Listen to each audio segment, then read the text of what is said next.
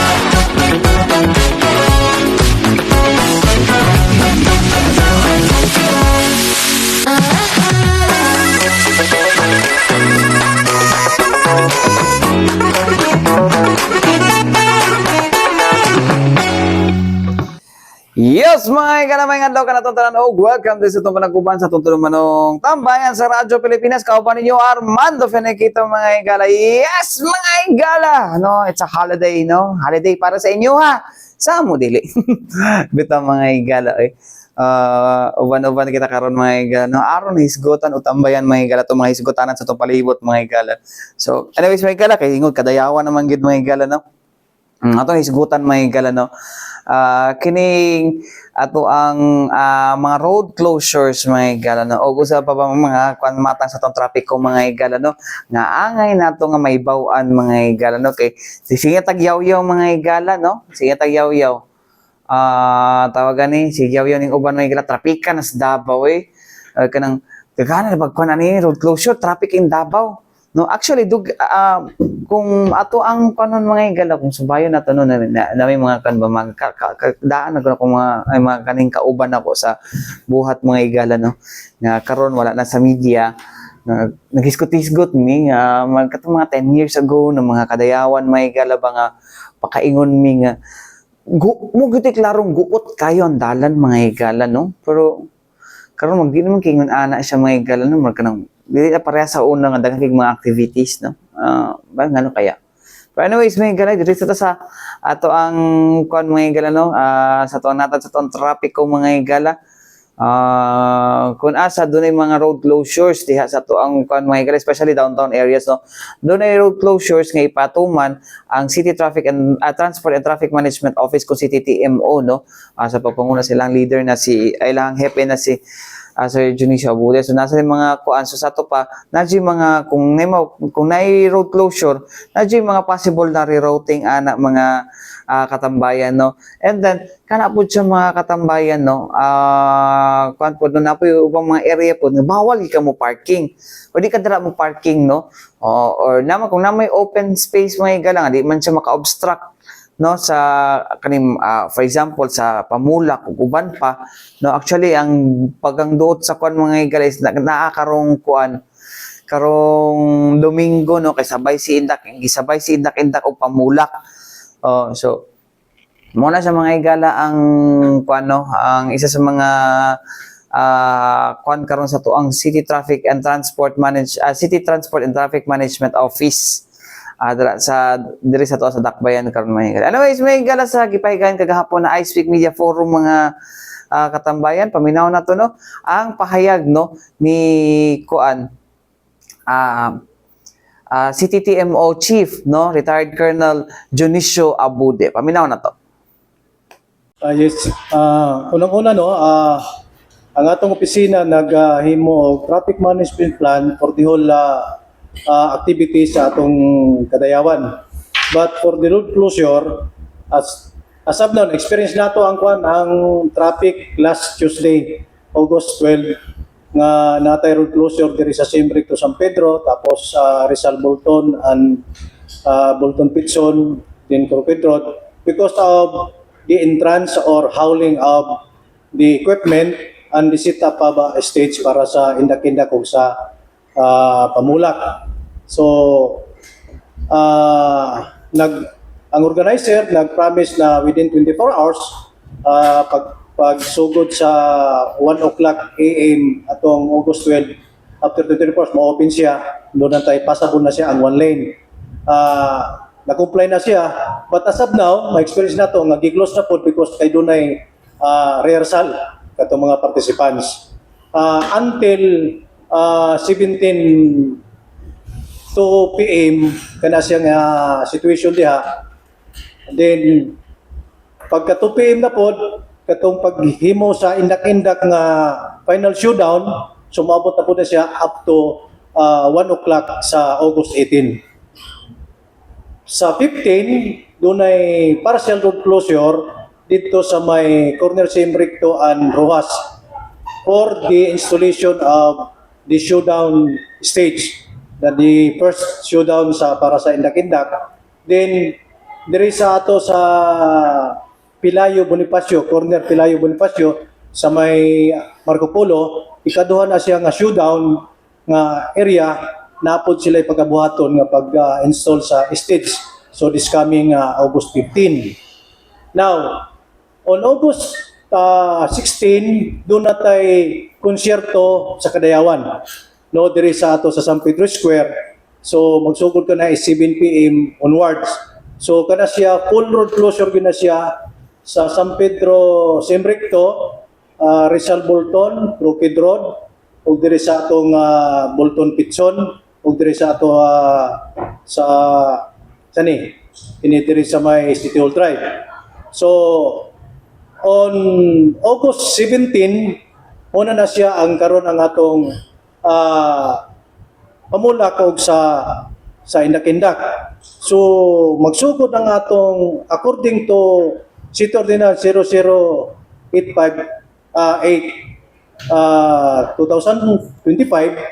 nga magsugod ang road closure gikan dito sa Rojas Kanto Boulevard, then ang adjacent nga intersection diri sa Jacinto, Padre Zamora, Padre Paura, Padre Gomez, Artiaga, and Aurora, including ang Mabini Street Corner, Gomez, Aurora, Artiaga, and Paura, is closed na siya for staging. Dito mag-assembly ang mga participants para sa Kadayawan. Then, ang ruta niya is gikan sa Rojas, left turn siya sa Simbricto, then right turn siya sa Bonifacio all the way to Pilayo, then left turn siya sa Pilayo padulong og San Pedro, then left turn San Pedro all the way to San Pedro Square.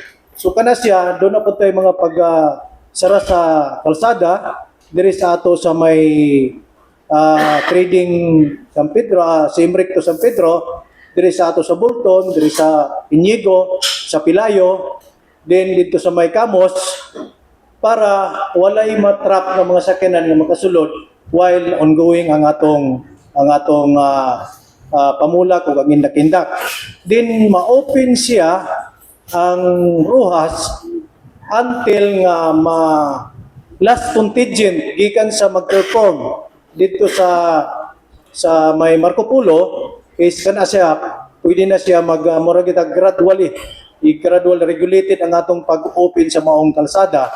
Then the last contingent po dito sa may Bonifacio Pilayo, mao po na siya ang pwede na to po siya ma-open. Ang magpabilin nga close is ang CM Recto, San Pedro, Bolton Rizal, Bolton Crooked Road, Inigo, ug ang ang Pilayo, ug ang Pitson Pilayo, Pitson Inigo, ug diri Bolton mo na siya magpabilin nga close hangtod mahuman ang activity sa Indak-Indak. Equipo of Radyo Pilipinas. Tony. Sir, karon bang sa mga panahon sa mga activities no, katong ipang close na mga kalsada. Una may magpataka kanang tawag ng indiscriminate tawag na magpataka o kaning parking no diya sa mga lugar. Dapat ay ato ba lang hatakon? Yes, kung doon na joy complain nga doon ay sakyanan nga naka-block o naka-obstruct sa area is kana agad na ato gid na siyang tuwing kung ang area is dapat walay obstruction. But katong uban nga open areas nga walay obstruction niya within the activity sa ato diri sa Kadayawan is tagaan nato consideration, no? But we will accept complaints sa mga resident o mga area, mga establishment na doon ay naka-block sa ilang mga establishment para matagan na to og smooth ang ilang operation sa ilang negosyo or establishment. Ano may bayad sir pag puntay i-claim na dito sa inyo ang kwan? Yes, nana sa atong traffic code nga once nga nato ang imong sakyanan i-claim nimo upon payments of 1,500 para sa towing fee. Mga pinakadlaw na dapat Wala may gikuan sa kwan kay wala pa man ta mag-implement katong garage fee nga dapat per day na kay bayaran. But siguro mag-implementa na upon hiring of personnel nga siya mismo mo i-appoint nga siya ang garage sa personnel. kung may mata karon kato lang towing fee ang ilang bayaran. Yes, plus obstruction. Especially kung natikitan siya. Kung naa siya ticket for obstruction, that is 500, then plus 1,500. So makabayad siya to 2,000 para sa violation o para sa towing fee. So dapat gid kumulag karon Kadayawan di na lang magdalag sakyanan. Kung pwede lang kining within the city na nata sa diri sa ato sa sentro, pwede na ta sa mga hotel, pwede na ta mo lakaw na lang mo join ta sa celebration. But katong outside Davao City, kung going south sila o going north, pwede na sila directly na lang sa Davao Diversion Road sa atong CP Garcia para dili sila kuan sa traffic diri sa ato sa Central Business District. Kaya ang ato lang alternate nga ruta karon, especially during Indak-Indakan Pamulak, is ang kung gikan ka sa south going north, kung diri ka moagi sa ato sa sentro is ang MacArthur Highway, ang atong Quimpo Boulevard, so Boulevard all the way to Cabagyo, Arcastillo, and GP Laurel.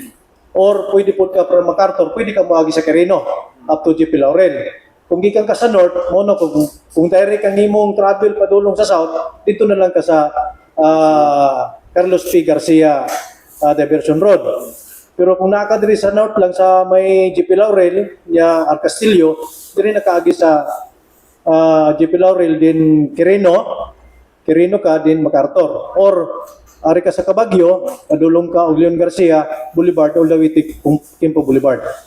So mo mga Mo na atong alternate nga route og katong mga sakyanan nga moagi og CM Recto going to San Pedro, as of now, pwede sila moagi sa Rizal kung dili pa build up yun ang mga sakyanan sa Rizal, then ato ka sa Inigo, then balik kag San Pedro. Pag build up na gani, natay regulated diha, pag build up na gani ang Rizal, buot na siya, i-divert na po na mo, padulong dito sa Bonifacio. Then Bonifacio, ato na po ka sa Kanto Inigo, left turn ka, then right turn ka San Pedro. Kung kana ang imong ruta San Pedro gid siya. So kano sa mag-implement og full closure gid sa mga katong mga roads sir, like sa CM Recto, sa Inigo ug sa Bonifacio. August 17 at 1 o'clock 1 AM. early in the morning up to 2 p.m. yan para sa indak-indak o pamulak.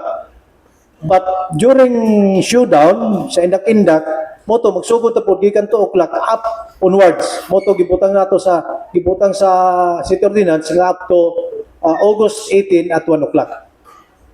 Thank you sir. Kunya natay gihimo nga nga pahibalo kay naman dito nga magkuan dapat 1 o'clock ang opening road closure para sa pamulak o ginakindak. But our office is implementing no parking at 6 o'clock on 16. Mag-implement namin magbutang namin mga no parking kay ang among na-encounter nga problem pag magsugod mi og 1 o'clock og clearing, maabtan mi og start sa atong activity. Nga naapay daghang kay mga sakyanan nga wala ma-inform, wala makabalo, nga no parking ni sa area, dapat wala mo parking sa mong rota, so amo na siyang ituwing. Kung na magsugod mi 6 o'clock nga pagbutang og mga no parking, then magsugod mi og rubing kung asa to mga area nga nay nagparking para mo to among priority nga dapat mo tuwing before sa start sa atong pamulak.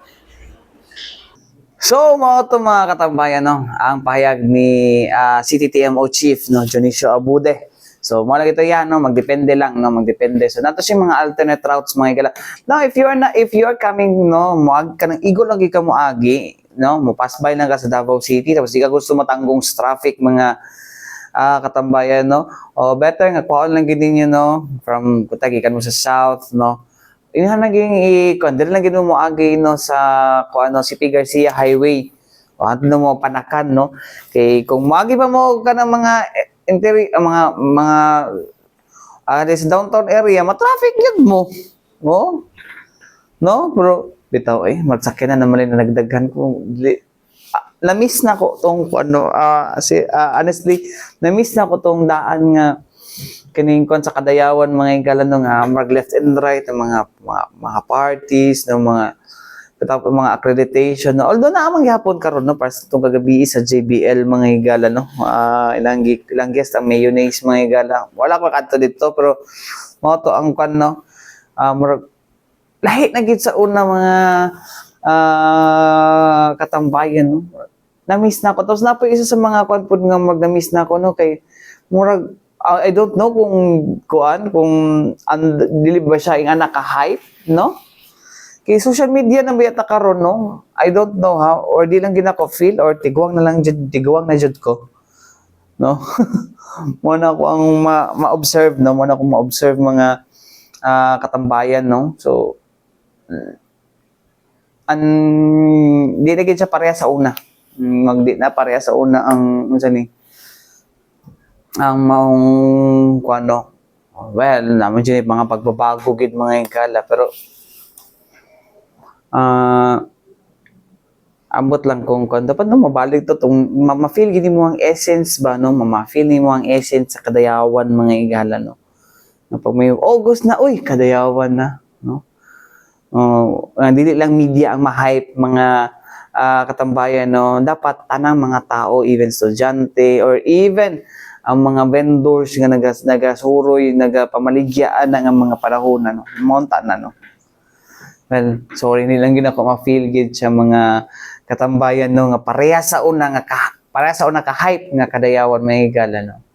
So anyways, mga katambayan, balik kita man lang sa mga importante painumdum niya to si Bianan. Yes, mga igala, balik kita dito sa panaguban sa tulumanong tambayan sa Radyo Pilipinas. Kauban ninyo, Armando Fenequito, mga igala, no? So, well, mga igala, kadayawan na kahit ano, kay holiday mo, char. Bito, mga katambayan, enjoy mo, no? Enjoy mo sa mga activities, ihawag yapon na mo, tamo, no? Mutanaw gihapon, no? Mutanaw gyud, no? Although na may mga live stream, mga igala, no? Sa maong mga sa activities mga igala pero mas ma-enjoy gid ka kung dito ka mismo mo tanaw no. I remember ako sa unang mga igala kay magmudikit gid mi ng barricade mga igala mo na mga igala nga alad ko ng kuan na ng barricade mga igala no makigbardagulan mo makaduo sa barricade mga igala no. It's because of kadayawan mga igala no. O sa nagamit kidi pag abot tong tao kog mga concert so barricade bisag kuan na magsakit ng likod no sa mga standing VIPs mga igala ng mga kuan na mga concerts, di ba?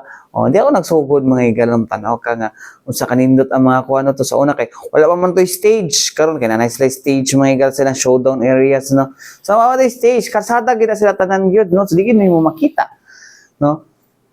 Nindot tong kay ilan nang ibutangan og kuan nga makita gid sa mga tao gid ang kuan mga igala makita sa tao ang mga mga performers no.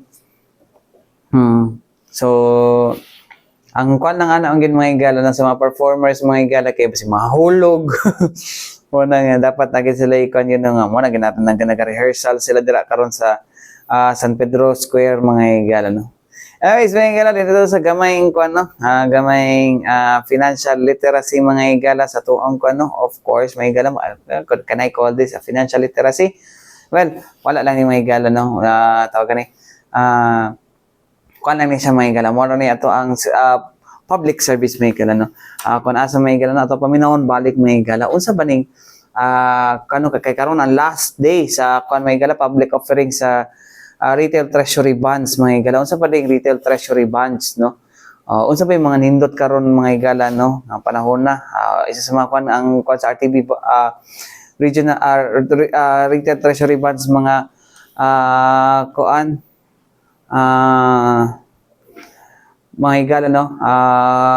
Isa sa mga kuan sa retail treasury bonds mga igala no nga nindot karon kinana sila sa GCash. Narang G-bonds sa GCash.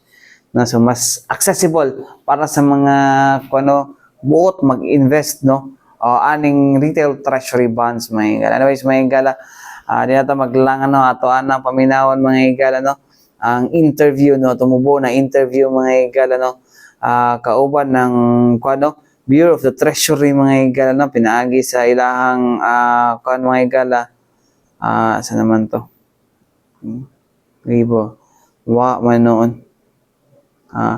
kauban sa ilahang Deputy Treasurer mga igala sa OIC Deputy Treasurer sa Bureau of the Treasury mga igala na si Ma'am Nanette Diaz, Ma'am Maria Nanette Diaz mga igala og ang kuan mga igala senior manager sa Development Bank of the Philippines mga igala na si Sir Jose Angelo Abad mga igala no. So paminaw na to ni. But based on the tenders that we've got from the time it was priced last Tuesday, there was really robust demand for the RTDs, as it I think it generated more than it was 11.2 times, 11.8 or nearly 12 times oversubscribed. The minimum offer namin at that time was only about 30 billion. Ma'am, ano po yung special offer natin for this RTB 31, Trans 31? Ano po yung mga yung kaibahan from the past RTB, this tranche? Well, actually, it's almost the same except that meron na kami additional channel na dinagdag, yung G-Bonds, GCash, G-Bonds in the GCash app. So dinagdag namin yung isang feature na yon as an additional investment channel to provide our investors easy access to government securities. And really, that's actually the primary objective of this RTB is really to reach out to more retail investors. So mas accessible na po. Yes. Yes. That's actually an additional channel. Ang given yung existing namin that already launched previous years. Such as yung aming sinabi na kanina, nabanggit yung sa mga online channels namin, may mobile apps din kami. And then this one's another investment channel which is via the GCash app. Ma'am, for the record, ma'am, ilan po yung, magkano po yung target natin for Tranche 31? Actually, we'll be able to raise substantial amount from this issue, but then, as I've said, we have no final figure yet to provide because the public offer is still ongoing. But then, it will most likely be, siguro hindi naman niya ma-outpace yung last year's RTB na 584. So, hindi naman niya siguro ma-reach that level. But then, as I've said, it will be a substantial amount. So, with this new features po for Tranche 31, are we expecting na marami ang mag-i-invest for RTV Tranche 31? Yeah, so given yung given the additional channel that we've launched this year, so I guess since ang target namin is more to entice more retail investors to access government securities, so yun in-expect namin that will help boost demand for this RTBs namin. So, may increase compared to Yes. Okay, just to add lang, no, for RTB 31, what we would like to promote is more individual participation. And we plan to do that by expanding our investment channels. No? Kaya ngayon, for RTB 31, meron kaming dalawang bagong apps that people can download for free sa App Store and sa Google Play. Yun yung G-Bonds via GCash at yung PDAX or Philippine Digital Asset Exchange app. Pwede po natin i-download yung dalawa for free. No? So yun yung dalawang channel na meron tayo bago for RTB 31. Kasi ang objective natin, no, tulad nga ng slogan ng RTB 31, it's RTB 31 for everyone. Kaya via the digital apps, we hope to reach every Filipino, no, not only in the Philippines but also abroad. So just to give you a brief background, hindi lang Philippine-based ang investor ng RTB, no? Marami tayong investors all over the world. So gusto po namin itap, no, dalhin namin yung opportunity for people, the global Filipinos, the overseas Filipinos to participate in RTBs via those apps. Kasi you can invest anywhere, anytime, as long as meron tayong internet-capable device at meron tayong internet connectivity. Sir, why do you invest in RTBs? Kasi Philippine bago tayo na ma-invest RTB, no, is a form of investment, just like any other investment. So what sets RTBs different from other investments is yung kanyang relative conservatism in terms of risk. Kasi ang RTB, tulad nga ng na-mention ko kanina, no, sagutin ito ng Republika ng Pilipinas. Kaya perfect ito for those na gustong magsimulang mag-invest or bago pa lang sa investing. Kasi sa RTB, sure naman tayo na makakatulong tayo ng mahimbing. No? Kasi ang repayment naman ito ay nakasandal sa financial capability ng Republika upang bayaran ang mga obligations. Sir, just like MPO, sir, conservative din po ba na investment ng RTB? Okay, so for MP2, no, it depends on the point of view na titingnan natin. Pero as an asset class, equity kasi ang MP2. So it's para siyang stocks, no, that pays out dividends yung tawag niya, hindi interest. May karagdagang factor lang ang MP2, no, kasi yung dividend rate na nagbabago every year, may tinatawag tayong business risk. So yung dividend na nakukuha ng mga investors ng MP2 will depend on the performance ng Pag-ibig as a whole. No? Kaya nagbabago yung kanyang dividend rate. While for RTBs naman, ito ay tinatawag natin fixed rate investment, meaning kung ang stated interest niya ay 6%, kahit anong mangyari sa economic conditions or estado ng Pilipinas, no, talagang 6% ang makukuha natin, hindi siya magbabago. So, mao to mga katambayan, no? Ang pahayag, no, ni Ma'am Maria Nanette Diaz Maygala, ang OIC Deputy Treasurer sa Bureau of the Treasury Maygala, o ni Sir Jose Angelo Abad mga higala, no, sa ang Senior Manager sa Development Bank of the Philippines mga higala. So, mo to, no, napaykuan kay Sir Jose Angelo mga higala, no, with the difference sa ato ang GCash o sa to ang RTB o sa to ang sa to ang Pag-ibig MP2. Actually good siya nga palingin mga higala. Good good siya nga investment mga higala na pa. Ang ilang kalahian lang gid mga higala is si RTB more siya stocks, no. Pwede nimo siya mabaligya anytime. Okay, baligyan nimo siya sa ikaw na bahala mo baligyan na dito si mga broker. Si Pag-ibig MP2 di mo siya mabaligya, so dili siya ma-pre-terminate mga higala, no, kung dili nakagusto or alanganin naka. Tapos, ang kwan po mga higala, when it comes to kung taas ang market mga higala, no, ang itawag yung liquidity mga higala, tama ba liquidity or volatility? No? Ang volatility is kanang kwan na ang lihok sa market mga higala. So, kung matimingan, pag baligyan mo taas, swerte ka. Tapos na pa kayo dividend na may higala nga 6% per annum, may higala nga madawat nimo, no? Ang 1.5% ana kada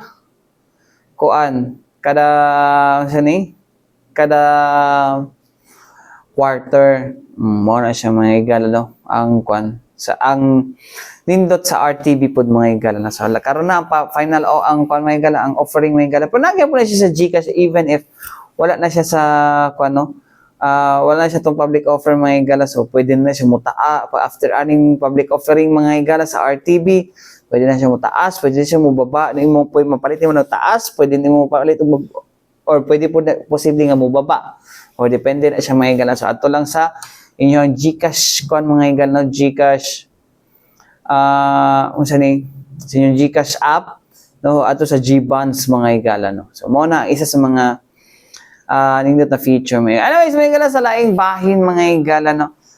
Ato ang i-announce gihapon ni, although dugay naman ni siya mga higala, no. Continuing naman gini siya mga higala, no. So balik-balik ko ni kuning announce mga higala, no. Kining condonation mga higala, no, sa mga loans mga higala sa SSS mga higala, no, Social Security System mga higala, no. Etong gusto mo na ko makibalo po ng mga tao po ani mga higala, no. Of course, cool ba yan, no? Public service ni sa public ato mo na itong public service mga higala, no. So ako gini pangutana balik mga higala, although balik-balik na ni sa to aning SSS may kala suki man ni Sheila Lisondra ni SSS mga higala, pero also take part mga higala, no, for this, no. So di ata maglangan mga higala, ato anang paminaw, no, ang acting senior communication analyst mga higala sa Mindanao South 1 division sa Social Security System mga higala, no, na si Mona Lorraine Tombo. Paminaw na to. Ma'am, aside from the dun sa additional na yung reform natin dun sa pension, are there any programs po ba yung SSS, just like yung loan condonation and tawag nun, amnesty?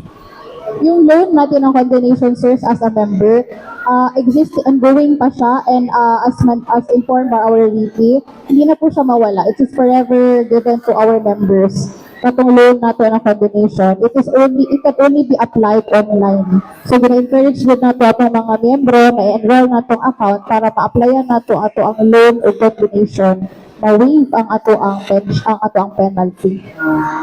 So ongoing siya karon ni ma'am. So karon ma'am, kung tayo namin ako existing loan the last time, tapos wala na ako siya nabayaran. So online lang ang pag-apply sa condonation. Yes, sir. Online lang, sir. Kaya ikaw man ang makabuot kung pila ka percent imong i-down o how long nimo siya bayaran kung you prefer na on staggered siya na payment. So depende sa mo na may options na dito sa. Yes, sir. Ang option nato, sir, is kung pila ka percentage ang ato ang i-down and kung pila ka months ang ato ang term sa pagbayad. So ang maximum term, ma'am, na pwede siya mabayaran, ma'am? 24 months po, sir. So 2 years. Opo. So depende ra po, ma'am. Ang interest na is ma-waive. Ang penalty po, sir, ang ma-waive. Fully waive po ang ating penalty, sir, na na-incur sa ating loan. Tapos, ang maiwan na lang po is yung interest at the same time the principal na ma-divide siya into number of terms that you opt to choose. Kung dugay-dugay siya, ma'am, dako-dako bilang interest na mabayaran. Most probably, sir. Nga talaga. Anyways, ma'am, dapat ay other mga bagong loan programs karon para sa mga members?